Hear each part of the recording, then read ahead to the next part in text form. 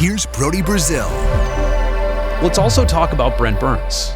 Now, 3 goals through 32 games, knowing his prowess, knowing what he's capable of, him on the point, that shot, or even honestly when he plays like a forward and he jumps in plays and he stick handles. I mean, it's one of those things where a bar has most certainly been set for Burnsy offensively. You know what he's capable of. But 3 goals now. Tonight was his 3rd goal in 32 games. That's not the pace that Burnsy typically has. Now, I'm saying that, but I'm also not criticizing him. I'm actually saying that if you look at the team overall and you had to say, give me 3 MVP candidates of the Sharks this year, I think James Reimer's up there. Timo's up there.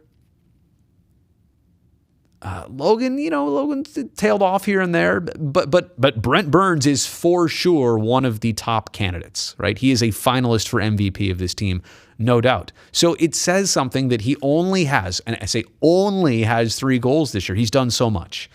Been the top pair with Mario Ferraro, playing 30 minutes a night when the Sharks were down all those defensemen.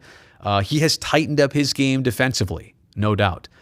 So it is a bit abnormal to look and say, well, 3 goals, wow. That, if you're not watching this team and you're looking at that stat and you're saying something's up here, like Burnsy's having an off year. Not the case at all.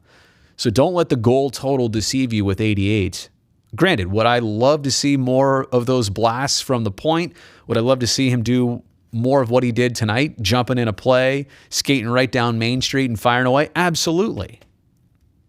But I'm not here to say that any change is necessary. He's been tight defensively. He's still been making plays offensively. The assists are there. So what? The goals aren't there. Honestly, it's not a problem at all. So again, to anybody who's watching from the outside and just looking at the stats and numbers, Brent Burns is doing just fine. Trust me. Now, the other half of that conversation is his D partner, Mario Ferraro, as of literally an hour before tonight's game, or even less, went on the COVID list. Now, I don't know how long Mario's going to miss.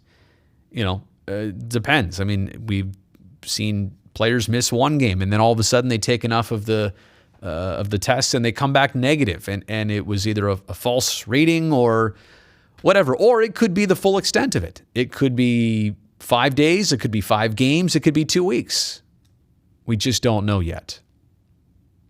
But breaking up that pair, obviously, and I wish Mario the best in health. We don't know how he's even doing, symptoms or not.